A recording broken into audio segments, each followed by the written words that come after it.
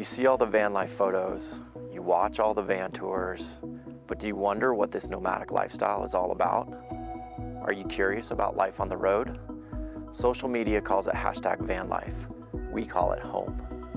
I'll ask 10 questions to get you the stories that you want to hear from the people who live, work, and travel and adventure in this nomadic lifestyle. Welcome to Life on the Road.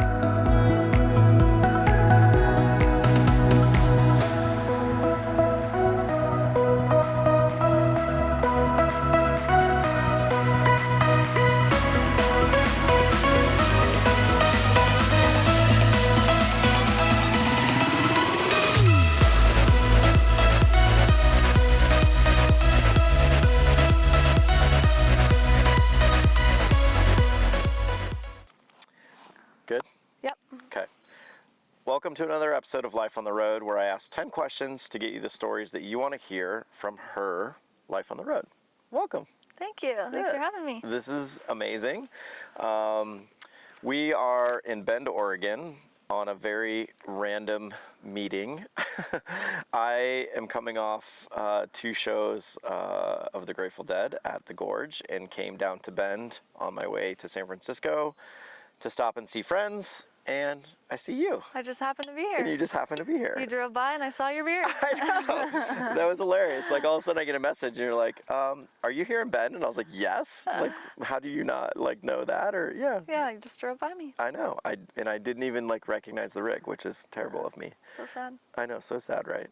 But yeah, this worked out perfectly, and we now get to film an episode for you. Yeah, so good. I love this. Yeah. Yeah, how long are you here in Bend? Not sure. I love Bend. I always end up staying longer than I think I'm going to. We all do. Yeah. Obviously, we're parked at Phil's Trailhead, Yeah. the infamous Phil's Trailhead in Bend, Oregon, which we all love, which we all will take care of, which we all should take care of. This place is so special to the nomadic community that, it needs to be loved and cherished. And hopefully it'll stay open. Hopefully it will stay open, Yeah. exactly. So maybe 2 weeks, maybe a week. Maybe a couple days? Maybe a couple I don't days. know. We'll see. I'm thinking like 4 or 5 more days probably. Right on. Okay, yeah, cool. Should be good. Nice. And I unfortunately am leaving in a day, tomorrow, probably. Yeah, got to get to San Francisco, the last 3 shows of the tour. It's going to be epic. That'd be great. As we always start the show, please tell us who you are, where you're from, and how long you've been on the road. And then anywhere in between, shamelessly promote yourself. Okay. So I'm Stephanie Card, and my Instagram is Journey to Everyland. Okay. I've been on the road almost 2 years. Okay. I think mid-August it'll be 2 years. Nice. Upcoming van-iversary. Yeah, I know. I'm so excited. And yeah, what was the other part of that question? Where are you from? Oh, I am from Southern Oregon. Okay. Yeah. So this is home. Yeah, kind of, so sort of. born and raised like Medford area. Yeah. And, I'm actually like 5th generation Oregonian. Holy so cow. I've been here a long time. Yeah, you're an OG Oregon. Yeah. I love that. It's interesting that you're like, I'm so excited about my upcoming van-iversary. It's funny having my first anniversary in the van. It's almost was more special than my birthday this year. Really? Yeah, like Yeah. I was more proud of that Yeah. than the year in the van and going through that, anniversary than like my birthday was just like, meh, whatever. Yeah, I always remember seeing like other van lifers. They're like, yeah, I've been on the road 2, 3, 4 years. Yeah. And I thought, wow. Yeah. That's so crazy that Right? they've been that long, and Yeah. 2 years just flew by, Flew really. by. I know. That's incredible. I love it. Well, speaking of that, let's learn about your life on the road. All right. Question 1, what was the beginning moment, cause, or inspiration to live your life on the road? So I was thinking about this, and I think if I go back really far in my childhood, Yeah. I read The Boxcar Children. Okay. And I feel like that put something in my brain Nice. early on that was like, I want to live small and minimal Yeah. and like out in nature, and just the idea of like fitting a tiny house inside of a box, you know? So I think I didn't even know it at the time, you know, but looking back, I'm like, that just like hits me That in was the like soul. the moment. Yeah, it like rings true to me still Okay. to this day. So I love that. and I've always just loved vans, Yeah. I think they're just really cool, and how creative people are and putting different things in the vans. Yeah, and for sure. And we'll get to your rig because there's some creative things in the rig, one thing in particular. Yeah. Yes. Which makes perfect sense. But what was the moment, though, when it was like, okay, it's time to build the rig? Like obviously we're back 2 years, so we're, 2021. Yeah, so a little bit before that, I owned a food truck for about 3 years. Yes. And it was the hardest thing I've ever done. Of course. Super stressful and kind of like wore me down. Okay. How long did you do that for? It was 3 years. Okay. Yeah. I mean, you're a professional cook. Yeah, I went to culinary school. Culinary school. Yeah. Okay. Yeah, pastry and baking. Pastry and baking. Yeah, I knew it was on the pastry side. Yeah. Yeah, and I've worked in restaurants and things. So yeah. So how long did you have the food truck for?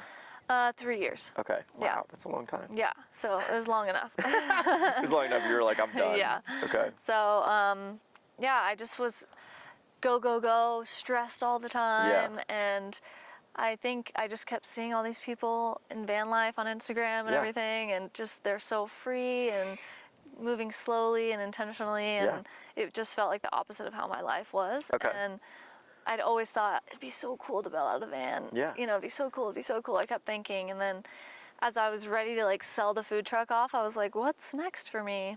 And then I just thought, I'll have money once I sell the food truck, and so I built Pebbles. I love it. Yeah. It's amazing. I mean, and even like a food truck is kind of sort of nomadic to a certain extent. Yeah. Like you spent 3 years, I would even account that as being nomadic. I mean, you were bouncing around from location to location trying to sell. And even before that, I've like done a lot of international travel too. Okay. So I've always been kind of that gypsy, nomadic traveler. Okay. So, I love that. So obviously Pebbles gets built. Now we roll into the community a little bit. Yeah. Question 2 is, what has been your experience with other nomadic travelers while living your life on the road? I feel like it's been really like interesting and like has evolved throughout the 2 years. But overall, I would say, I mean, I'm sure you hear this a lot, but it's just so open and really you can be whoever you want to be. Sure. And I just think it's super welcoming and there's no judgment usually. I mean, you never know. But of course. Overall, broad spectrum. Yeah, exactly. And also there's just anything you can think of. There's not like, oh, everyone does this or everyone's van looks like this. Yes. It's very open to all and any and crazy and yes. And I think honestly that is maybe one of the most genuine parts of this community is that and again, I try and express it quite a bit on this show, and I'm hoping I get to highlight it a little bit in terms of what everybody's rig looks like or feels like. Obviously, I didn't build the show to create a van tour, but to just show people living in different rigs, and how, like, we're staring at 10 rigs right now, from a box truck to a Dolphin to one of the coolest buses on the planet, to Althea, to, all these other rigs. Cargo trailer, to another bus. Like, there's a ProMaster hidden over there somewhere. Like, everybody has a different rig, and obviously you've got a 170 Sprinter. You're not extended. Not extended. Yeah. But yeah, like, I think, again, to your point, it doesn't matter what you're in. Yeah. Just being a part of the community is, so welcoming. And totally. Yeah. Yeah, and another thing I've kind of noticed that there's like different, especially with van events, there's different like spectrum of types of van lifers. You have the full timers that are much more like descenders, and then you have the more like overland expo, adventure van expo that can be like the fancier like. And there definitely seem to be more part-timers, weekend adventurers.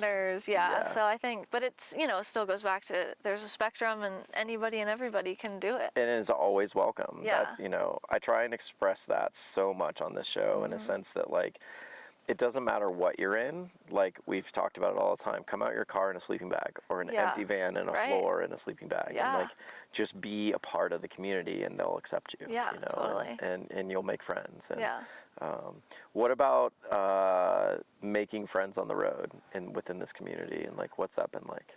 I think it's been good actually. I think I kind of am like an extroverted introvert is how I would describe myself. So I do like that social and like meeting people and the community, but I definitely am like an introvert at heart, you know? So I do like the time alone and time in the van to relax. Yeah.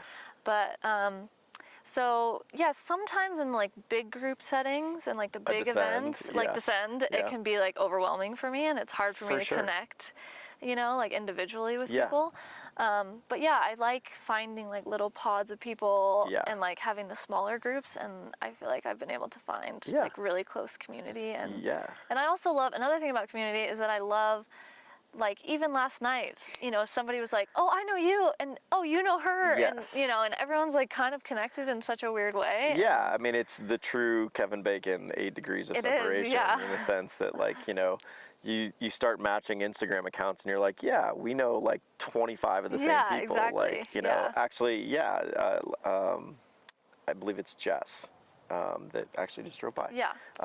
Yeah, she was like, I think I follow you. And I was like, I follow you. And I'm like, we've had conversations on Instagram before, like just very random. And we had never met. So like, it was just one of those moments. It was like, oh, super cool. I'm like, so happy we got to meet. This is Poppy. This is Poppy, obviously making a special appearance, which is amazing. The new puppy dog on the road. Puppy. Yeah. What is she, like 12 weeks? 4 months. 4 months. Yeah. Oh my goodness. Yeah. Just she's still new to truly a puppy. Yeah. Learning all about van life. Yeah. She was not so white yesterday. She was like a camel colored. She's normally even whiter than this. So. But she's living her best life. Yesterday it was amazing to watch her bounce around. But yeah, no, like last night was such a vibe. And I took a bunch of photos last night. John and Carly were here, and obviously Phil's Trailhead and Woodstock on Wheels, and we put on a little very impromptu show last night, which was great. And yeah, very organic, and everybody kind of just came and hung out. So I'm editing those photos right now, so we'll drop those photos in. It was definitely a vibe. Question 3, what has been your biggest failure and what has been your biggest triumph while living your life on the road? So I feel like it's hard to say like a specific failure necessarily, you know? But I kind of like, I'm going to change the question slightly and say like challenge. Okay. Yeah. So like, because it kind of goes hand in hand a little bit, but I feel like, especially coming off the food truck and like the stressful go life, I had a really hard time at first trying to like lean into the calm and the slow and the intentional way of living. And I feel like I really struggled with that. So like I said, it's not really a failure. It's much more of like a, you know, and I wasn't able to really live in every moment all the time. And because it was like, oh, what needs to be done, or where should I go next? What's next? And like trying to fill that space and keep myself busy because that's what I've been used to. That's what your life was like prior to. That makes sense. Yeah, so I think that I don't regret it because I was learning from it. But at first I was like, oh, I wish I would have like leaned into those moments a little bit more. But it's getting better, you know, and I feel like especially after 2 years, I feel like I'm much more calm and able to stay in one place for multiple days. Kind of pace yourself a little bit more. Well, I mean, again, too, and it happens all the time on this show, and this question was written very specifically for this. It sounds like this is ultimately becoming potentially a triumph for you. Like getting to that point. Exactly. Where you're finally kind of slowing down, you're recognizing the pace that you want to be at. And getting away from that stressful, like manic pace that you were living prior to. Yeah, and I think, you know, to make it even deeper, like to think, you know, am I worthy? Like, is my self-worth there if I'm not being productive? You know, and I think especially in our society, it's like, am I being productive enough to be enough? You know? No, I think that's two very important points that I'm hoping others will kind of recognize that, you know, living, quote unquote, as a carpet walker, we'll shout out Blakely for coining the phrase. They're no longer normies, they're carpet walkers. I love that. If you live in a stationary city, you do live this sometimes frantic life of like work and working out and trying to manage friends and blah, blah, blah, whatever. And then, you get on the road and sometimes you're stuck in that mindset. And I feel like my first year on the road was very much like that, where I was go constantly. And I have really, the last like 2-3 months, forced myself to try and slow down. Yeah. I'm not doing a very good job of it, but like appreciate the 2 days, 3 days that I have here in Bend with friends, you know, not taking on too much and like, you know, going at a really kind of just mellow pace. Yeah. And, you know, I think that the road offers that opportunity to really kind of not necessarily find yourself. I think that's a silly term. Yeah. But like to really just kind of like slow down and enjoy yourself. Yeah, maybe. Totally. That's a good way of putting it. Enjoy like who you are, what you're doing, and like what you love. And I do think people have a hard time with that too. Like I agree. Being with themselves and enjoying that time. Yeah, for sure. And I think the road definitely will bring that out in you no matter what. But it'll give you that opportunity to kind of discover that. So, but then the concept of self-worth is really tricky as well. Yeah. Because you get to, you know, face a lot of, you know, maybe fears or difficulties or stuff, whatever's going on in your life. So definitely. That's something you have to kind of wrestle with. Yeah. I get it completely. I love that perspective. Question 4. Did you start your life on the road as a single person? What is it like living your life on the road as a single person? So yes, I did start as a single person. Okay. Still a single person. I did have a little stint there where I dated another van lifer. Okay. And that was fun. Yeah. And it was only a couple months, but we kind of traveled together and we had a good time. But it's, I find it's challenging, you know? For sure. And it's one of those things that's very up and down because, you know, you go to events and you just like meet 100 people and you're like, wow. And then you either part ways or, you know, or if you are interested in someone, then you are like, should we travel together? Yeah. And then it's like you're like dating seriously all of a sudden in the blink of an eye. Correct. Yeah. And that was something that I wasn't expecting with the guy that I dated for a little bit. It was like, wow, we want to get to know each other and spend time together. Yeah. But, you know, the carpet walkers, they can go and they can go on a date and then separate, you know, whereas if you're in a van with another van traveling together, you're together all the time. You're together all the time. Yeah, so I think that was like challenging to like immediately start a relationship so quickly like that. Yeah.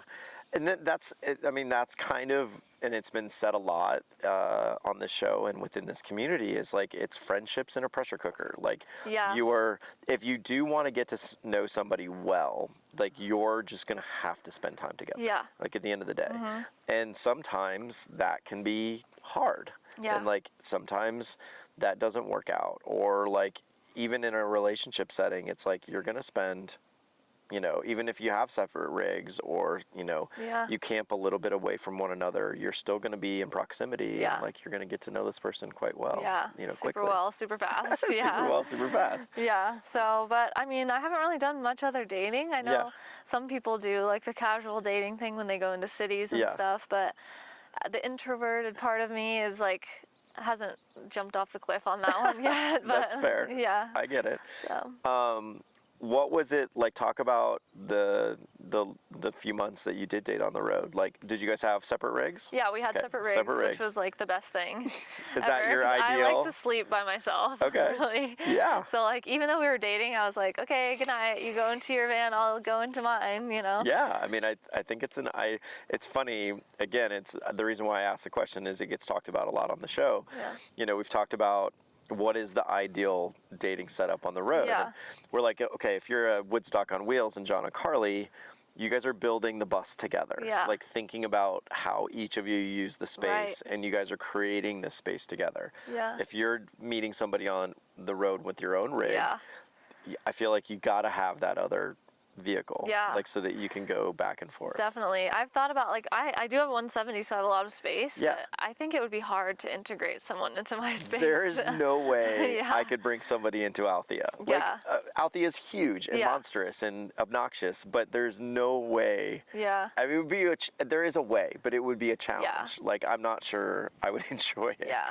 I think if I met someone like on the road and wanted to continue this lifestyle, I'd rather like build a rig together. Yeah. I think that is like, if you guys got together and you know, sold both your rigs and you decided to build one together, I think that would be the ideal makes sense. Situation. Yeah. So. Yeah. Like it'd be so hard to integrate somebody into Althea. Yeah. I mean, again, like great space to cook and like hang out in and work in. Yeah. I would choose somebody else's rig to sleep in. Yeah, exactly. I mean, I love my bed in Althea, but it's not ideal. And yes, there's other rigs that have better beds than Althea. My bed is like a full width, but it's only like 5'7" long. Oh yeah, because you don't have flares. Because I don't have flares, and the way I built it, I kind of just walled it off instead of like utilizing the curve of the frame. So it's very small, but I fit. So that's all that matters. I mean, I fit horizontally barely at 5'10".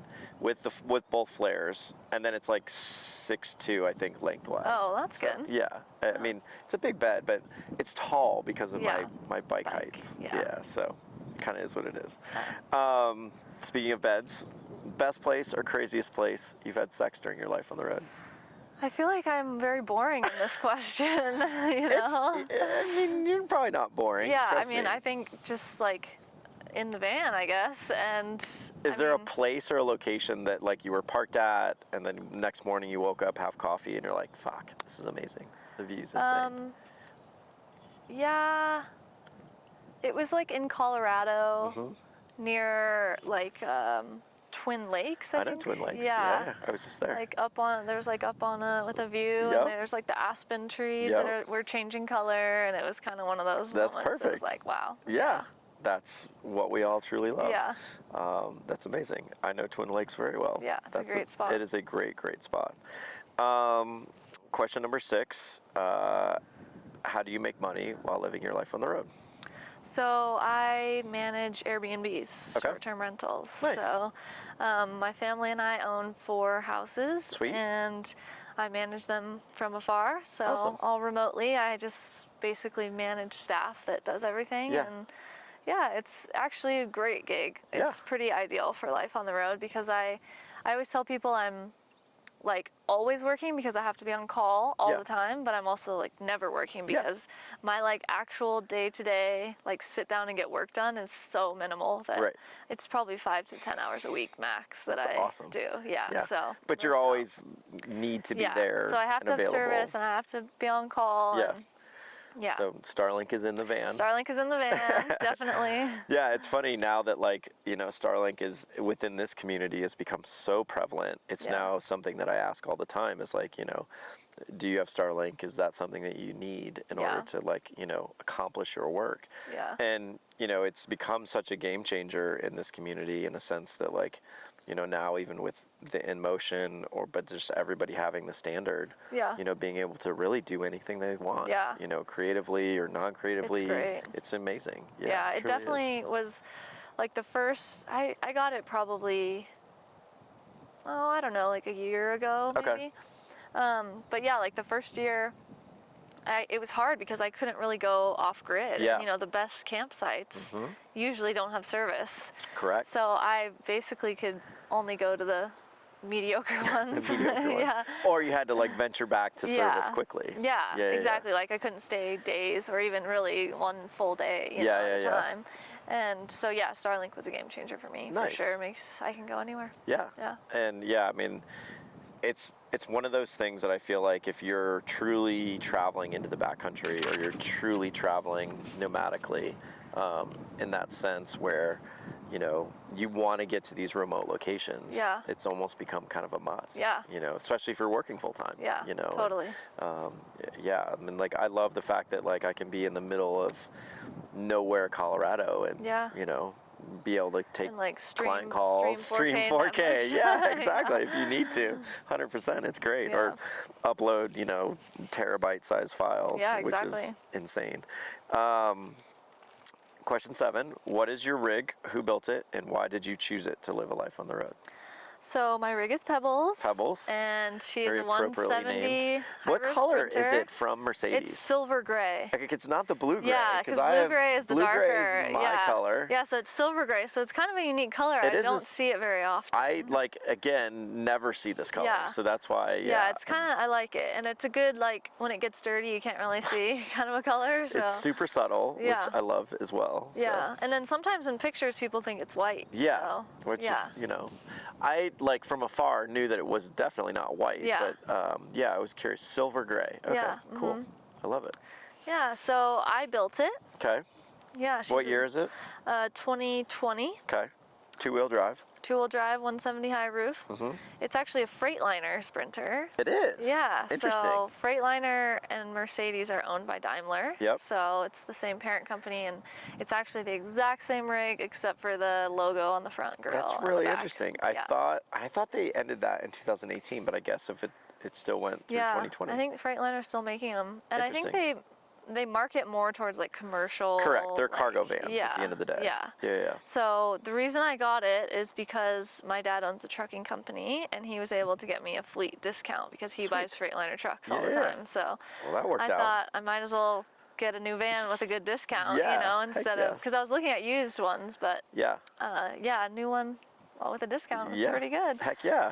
So, I mean, it's funny, like we talk about that all the time with rigs on the show, and a lot of people that, you know, have expressed or have bought older rigs, you know, have talked about the struggles with the maintenance and you know, the upkeep and things like that, or being in a mechanic shop all the time. And, you know, yes, Mercedes are notoriously expensive to maintain.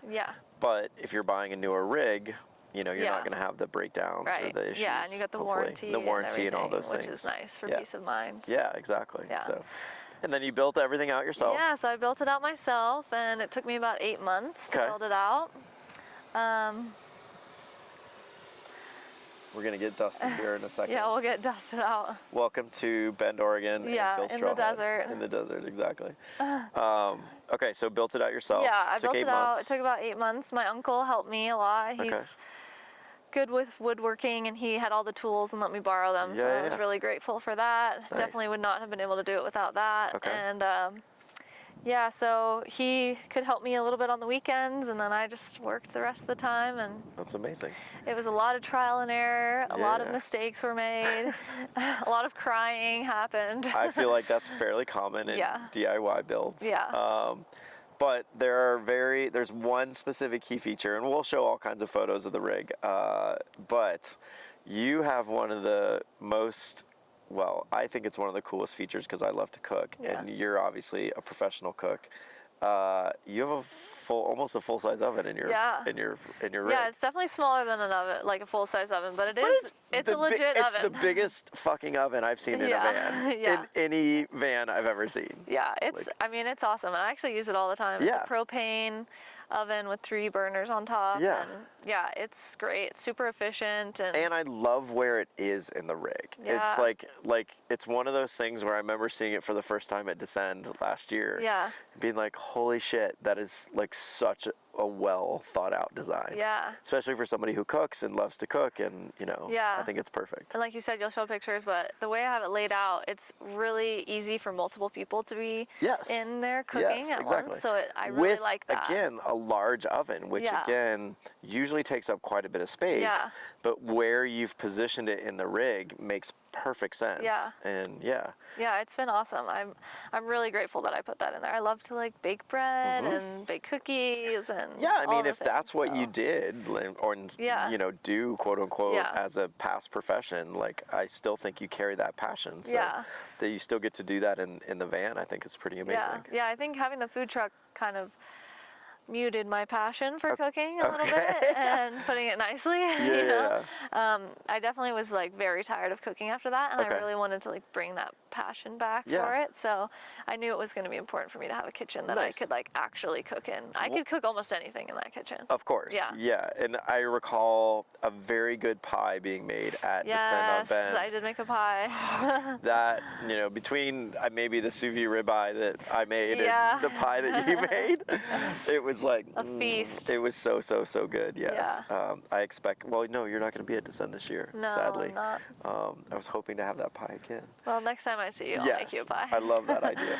I wanted to ask, what was the food truck? What'd you cook? It was called Heart and Bowl, and so it was like healthy bowls, kind of inspired by my international travels. And I rotated my menu all the time, like seasonally, and changed it. So salad bowls, grain bowls, just like whatever kind of inspired me. Very cool. Yeah. I love that. Question number 8. what has been your what is your best bathroom experience, number 1 or number 2 from life on the road? Yeah. Do you have a toilet in the rig? I do. I have a composting toilet. You have a composting toilet? Yeah. You have the Airhead or Nature's Head? Nature's Head. Nature's Head, okay. Yeah. Which is great. I definitely wish I would have got that sooner. Yeah. For sure. So you didn't start out with the composting toilet? I started out with like the porta potty. The cassette. Mini, yeah, like it's almost like a cassette, but it was like a mini porta potty one, basically. So not necessarily the full cassette Because toilet. the cassette one has like a pull-out thing, right? Yeah. Yeah, so the one I had was just like the cheap one off Amazon where you take the top off. And gotcha. Then, but yeah, so that one was just nasty, and like I did not want to poop in that, You just don't want to because you have to go to like RV dumps. Or find, and it's just like such a hassle. Well, and you're mixing liquids and solids, and it's never good. Yeah, it's just not a good thing. It's gross. And so I hated that. I just felt like trapped by that toilet, So did you end up using it in both situations, going number 1 and number 2 in it? Yeah, well, I really tried not to go number 2 in it. I just avoided it at all costs. Yeah. There was a few situations where I was like, I have to. But yeah, I think that, one time I peed in my sink. I don't know why I did that. That's the first time on this show somebody has peed in the sink. There was something wrong with my toilet, or I can't remember what the situation was, but didn't have a jug nearby, just decided to pee in the sink. I was like off the freeway, and like all the rest areas were closed, and like something happened, and it was just like, okay, gotta do it. I gotta pee. So I washed it out really good, you know. Of course, I love that. Yeah, that's the first time on this show, a little peeing in the sink, which is great. But yeah, the composting toilet now is ideal. Yeah, it's the way to go for sure. Like I know it's expensive and it seems kind of like weird and there's a bit of a learning curve with it, but it is not. I mean, everybody on this show knows I'm obsessed with my composting toilet. I shout it from the rooftops, but it is the best thing in the van. And I always say, especially for people who are full-time. Long-term, full-time, because 100%. If you're just doing the weekend thing, like you can figure it out. Yeah, the cassette toilet's great on the weekend. Yeah. Just don't go from low elevation to high elevation with it. Read the instructions. There's a little valve, the little pressure valve that, again, that story has been told a million times on this show. Yeah, I've heard that. Yeah, the exploding pressure. But the composting toilet for full-timers is perfect. Yeah, I think it's the only way to go. Yeah, it's the only way to go. Yeah. Any horror stories of spilling your pee jug on your floor? No, not yet. Wow. Yeah, I know. Well done. I know. And my toilet's in my shower, so that kind of helps too. I mean, I haven't spilt it in there, but I have overflowed it one time though. Yeah, I mean, mine is as well, but I have 100% spilled it, got it too full and was like shit. Yeah. And like now I'm walking down the aisle and like trying to not spill it and spilled all over my floor. That's terrible. It is what it is. It happens. I always say you're not a true van lifer till you've had pee on your floor. Yeah. So true. It kind of is what it is. Question number 9: describe the happiest and hardest moments of living your life on the road. I think, the happy moments are like the connection with community, and I mean, I think I love being in nature, and that has been really cool, just being in places like with huge mountains and crazy views, and just kind of pinching myself like, I can't believe that I'm actually here living this life. Yeah. Those kind of moments are the best. Yeah. I mean, I think it truly is why we do what we do and why we live this way. Yeah. Is to get to go to those places and see those and experience those locations. Yeah. Like, to your point, they are truly kind of life-changing. Yeah, definitely. Yeah, awe-inspiring. Yeah. You go outside your van and you're like, oh my God. Yeah. Like, I can't believe what I'm looking at. Yeah, and sometimes you wake up like at a certain campsite and you're just like, what? I get to sleep here? Yeah. It's amazing. Yeah. I mean, truly $1 million views. Yeah. Sometimes, more than that. It's just, it is awe-inspiring. So yeah, I get that as being, truly happy. Yeah. Yeah. And then your hardest? I think we were talking a little earlier about like loneliness. I think it's hard when there's times where you're like yearning for that connection, and I've always been kind of a nomad, kind of floaty. Yeah. But sometimes I just like really crave that grounding sensation, and it's hard to get that when you live on wheels sometimes. For sure. that's been hard, where I'm like, I just want to go home. I just want to have a house. I just want to have a normal job and be a normal person sometimes. It doesn't happen that often, but every once in a while it like pulls at your heartstrings. Yeah, like, for sure. Like you'll get those waves of that idea or feeling of being really, really alone. Yeah, I went through that and was very open about it this past winter. You know, winter van life was very different, and I didn't expect some of the things. You know, and I built Althea to go ski, and you know, ultimately I discovered that I was really alone, and it was hard. It was something I didn't expect, and it came out of nowhere for me. And so, yes, I can completely relate to and understand when you go through those bouts of like, you know, kind of fighting that idea. And again, to your point though, it comes and goes. Like, you know, you ultimately like swing out of it. You do. And you find those connections in that community again. And the community is always there for you. I will say that. Like that has been one thing where like when I have found personally those bouts of aloneness, you know, leaning into the community has always been like kind of now what I'm discovering is the go-to move. And usually there's somebody that can relate to you and knows what you're going through. 100%. So. I feel like we all can. You know, if you've been on the road long enough, like you're going to go through this no matter what.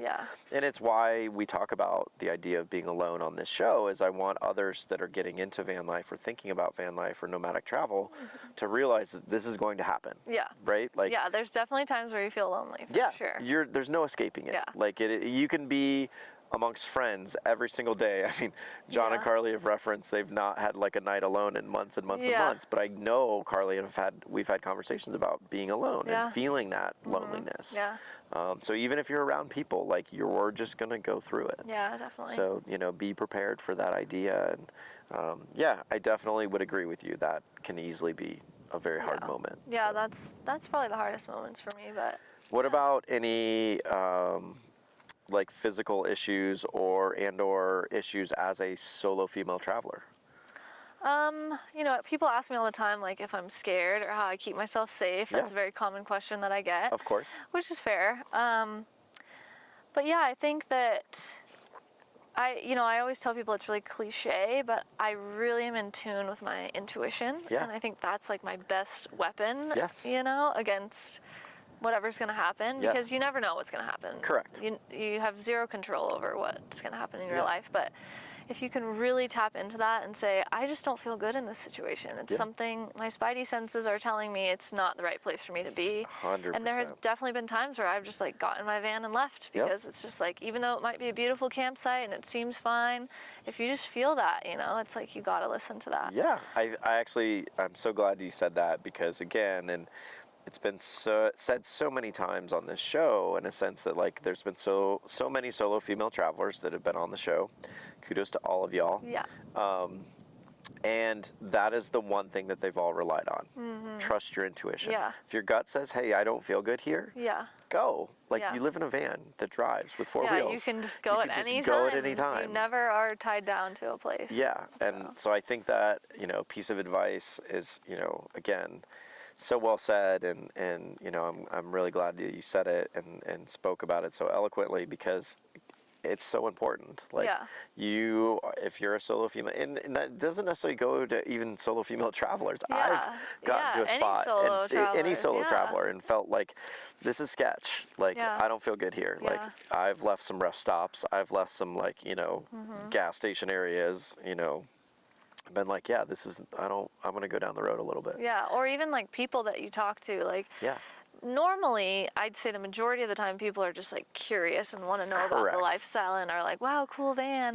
But you know, every once in a while somebody will be asking kind of weird questions and just like doesn't feel right, and it's like, I'm okay to just be like, I'm out, or like lie a little, or like, you know, just figure out a way to just kind of brush it off and be gone. It's you don't have to show everyone your van. You don't have to tell everyone where you're going. Exactly. Like, and again, going back to what you said, your intuition will tell you those moments when they're present, or when, okay, this is okay. Like, you know, I can, you know, speak and kind of share things. Be comfortable. Be comfortable. No, I think it's great. Last question, question 10. Define #vanlife in your own words. And then provide a piece of advice for somebody wanting to live a life on the road. I I think van life, hashtag van life, is it's whatever you make it, really. I mean, I just think there's no way to fully define it because, like we were talking about, every rig is different, every person is different, everyone's story is different, and there's no right or wrong way to do it. Correct. And I think at first, there was part of me, you know, you see what's on Instagram and the influencers, and you think, oh, like, I'm not doing this enough, or I don't look like this, or whatever. And because I am really close with my family, so I end up going home to my hometown quite often. Sure. And I was like, wow, am I really a true van lifer if I'm really going back for a week at a time? Yeah. It's like, of course I am. Of course you know, are. I'm doing, 100%. you know, some people do it half the year, some people, you know, it's anybody and everybody, and that's what's so cool about it, is there's no parameters, really. Correct. Well, and again, I wrote the question very tongue-in-cheek. It's like I love seeing everybody's response to the question, because they're all like, "Oh, hashtag van life, fuck." You know, like we see the things on Instagram, and more than likely we all watch those. We all use the hashtag. You know, we all participate in social media, and you know, we're all very thankful for Instagram. It's how we communicate a lot of the ways. But it is not necessarily how we all live our lives. You know, we all live them very uniquely and individually. And, you know, I think it's, again, I love that hashtag Instagram or hashtag van life exists to get people excited about the lifestyle and like what the possibilities are. Totally. But come out and do your own thing. Yeah. Like, exactly. be yourself. The community will welcome you. Yeah. You don't have to do this a specific way. Yeah. And, you know, I think we don't struggle with that, but we all think about that at some point. It's in the back of your mind, like, oh, am I doing it right? Yeah. You know? And then ultimately you're like, fuck, I'm living exactly how I want to live, and this is perfect. Yeah. Yeah. And I think that, like, leads me into what I was going to say for the piece of advice is, like, if you want to be in the van life, just do it, you know? And whatever that looks like for you, and however much money you have, whatever kind of rig you have, whatever your passions are, there's somebody you'll find, and probably a lot of people you'll find that 100%. have similarities. And absolutely. And you know, I'm lucky enough to have like a really nice rig, but I love seeing how creative and how different everybody's vans and rigs are, because it just makes it so unique. I mean, imagine if everybody's van was the same. Yeah, it'd be so boring. Yeah. Well, and two, like, at the end of the day, whether it's, you know, an obnoxious rig like Althea, or if it's somebody that is literally coming out in their car, like, we're instantly going to have things in common because we're on the road together, you know, and it's not so much about the rigs necessarily, it's more about like what we do in our lifestyle, you know, and how we live on the road. And that's the one thing that you're always going to find in common with other nomads. It's like you're going to have those shared experiences of travel and, you know, ups and downs and all of those things where you can talk and have shared experiences with that no one else is going to understand until you become a true nomad. Totally. You know, and so obviously it's the most common piece of advice given on the show, which is just to start. But, you know, I'm so glad people are just reiterating it, you know, because I think it is the most important thing. Like, if you're thinking about this and you're curious and this is something that you want to do, you just have to take the first step. And it's, you know, it's amazing. Like another thing I was going to say is you don't have to build your rig either, you know? Like, I think there's also a stigma like, oh, did you build your rig out, or did you have it built out, or did you build part of it? Does it count? But it's, you know, there, again, it whatever matter. Works for you. Correct. And, just doing it. And you can come out, actually, I've been seeing a lot more people come out with empty rigs to events. Which is smart, actually. I think it's super smart. And like actually having conversations with other nomads, asking questions about their rig specifically, and saying what they like and don't like.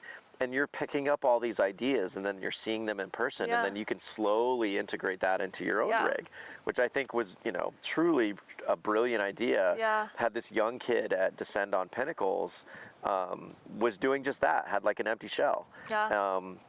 Same thing at this tiny house event in Colorado. He had an empty bus, and he was just there, like, getting ideas from everybody, and was gonna, you know, start, like, you know, building it out himself. I thought it was brilliant. Yeah, so. I think before, like, when I bought my van, I had never even been inside of a van. I had never stepped foot in a van until Althea was finished. Really? Nothing. Oh my gosh. Yeah. Wow. But I'm also it's what I do for a living. So, you know, designing the floor plan was easy for me. Yeah. But like, I'd never step foot in a van until it was done. Yeah. Yeah, pretty wild. But I think that it would have been nice to go to events and to see other rigs before building. Yeah. It would have helped a lot. You did a fantastic job with your rig. Thank you. Yeah, Pebbles is quite special. Yeah. So, which again, we'll plaster all kinds of crazy photos of the rig for sure. But, well, those are your 10 questions. Yay, we did it. Super easy, right? Yeah. Yeah, this was not stressful. She was very stressed out about this conversation. So, and you know, Poppy survived, sleeping kindly. She had a hard time. We're going to go enjoy the rest of this beautiful day here in Bend, Oregon. And thank you guys for watching. Please like and subscribe the channel, and we will see you on the next episode. Bye. All right. We are almost ready. I didn't like write out my answers. I just put a few points down to I love it. not forget. I love it. I love it. So I'm not that great on camera, but I'm just like talking to you, right? Yeah. We're just like I mean, you can talk to the camera. You can talk to. You can look at the camera. You can look at me. You can look at wherever you want. Realistically, yes. It's in essence just you and I having a conversation at the end of the day. Yeah. Like no big deal. So. And with your porno voice. Exactly. Yeah. Yeah. Leroy is gonna, you know, make my voice a porn star voice. Yeah. It's just the, you know. So you still have the same intro that you Oh yeah. before? Now I feel like I can't change it. Yeah, Like, right. I think know it's part of the. It's a part of the thing. It's so better like, that way. It has to. Like I'll edit because I do a lead in to where it's a lead into music, and then it's a bunch of shots of like rigs traveling and things like that. Yeah. But like the first part is me speaking. Carly's using my Starlink right now. Nice. Yeah, I think their battery died or something, and she was bummer. like on a call, and she's like, "Can I use your Starlink?" I was like, "Yeah, of course." It looks like you're in front of a green screen. Yeah, exactly. It looks fake, right? Yeah, and it like that was our view for like a week of camping. It was That's epic. amazing. Yeah, it's a really. I had tons of people like ask me for that pin, and I was like, nope. Like, if you want to go with me, you can come with me, but I'm not giving that one out. Yeah, totally. Because Sedona, that was super easy. Yeah. Super easy. Great. That's all it is. Just a. Hopefully that was good. Oh, yeah, it was incredible. It wasn't like not talking enough. No, stop. Like, no. It doesn't matter. Every show is good for me. Yeah. Like, I think the conversations are wonderful. Like, it doesn't matter. Like, you know, you're being you. Yeah. And I like it like as a conversation. I think is nice going. It's not like us walking around in the dirt, you know, with like gross, nasty feet, like you know, Poppy being like filthy as a mess. Like all these like, you know, every van that drove by last night or yesterday was like, you know, just dust like filling my van. You know? It's just those things don't get talked about. You know, and like.